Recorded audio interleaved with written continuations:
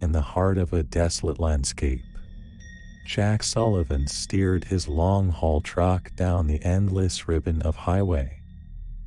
The rhythmic thump of the engine and the faint echo of his own thoughts were his only companions on the lonely journey. One moonless night, as the static-laden radio played a haunting melody of White Noise, a soft voice pierced the darkness. Lost. Help. Find me. The words crawled under Jack's skin, their urgency undeniable. He adjusted the dial, attempting to pinpoint the source of the mysterious transmission. The signal led him onto a forgotten road, a spectral path that seemed to materialize from thin air. Following the ethereal signal, Jack found himself at an abandoned rest stop, where the diner's neon sign flickered like a dying heartbeat. Parking his truck, he stepped into the eerie silence that enveloped the decaying structure. The air was thick with the scent of decay as Jack cautiously pushed open the creaking door. Inside, he was met with a sight frozen in time. Dust-covered booths and an empty counter told tales of countless meals served to travelers long gone. A photograph on the wall caught Jack's eye, a family frozen in a moment of happiness, their eyes haunted by a hidden sorrow. A soft whisper brushed against his ear, and Jack turned to see a girl standing before him, her eyes locked on the photograph. The girl introduced herself as Amelia, her voice carrying a melancholic tune. With hesitant words, she unraveled a tragic tale, a family vacation, an innocent stop, and an unfathomable abandonment.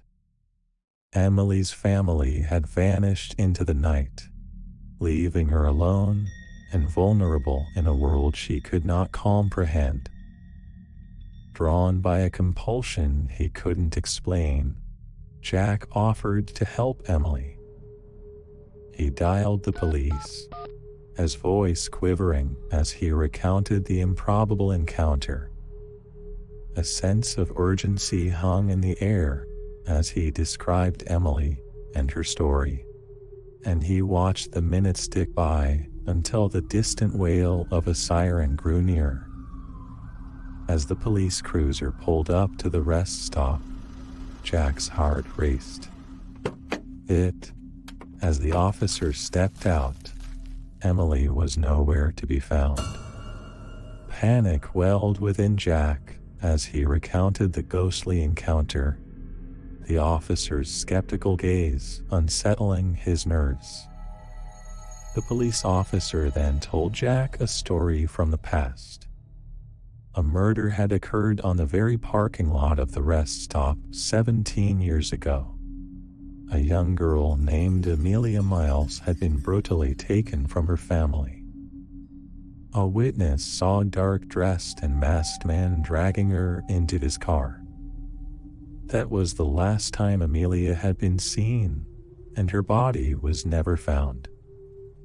Jack was left with a gnawing question. Had he truly encountered the spirit of the murdered girl? Or had his fatigued mind woven a tapestry of illusions? Was it just a coincidence that girl he met and the victim had the same name? We will never know.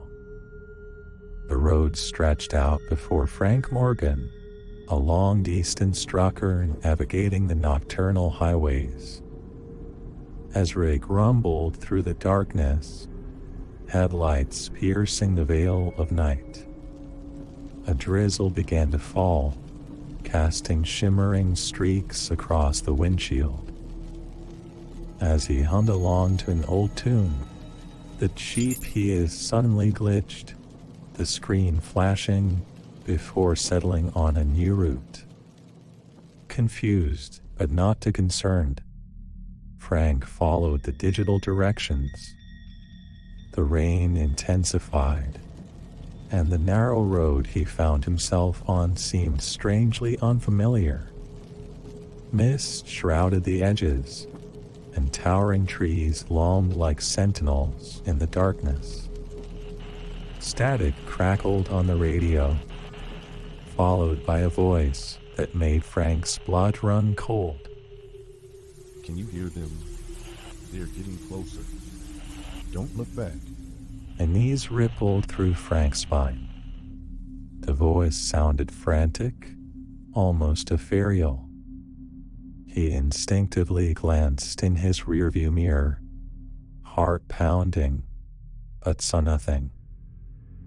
Brushing it off as a strange broadcast, he kept his eyes on the road.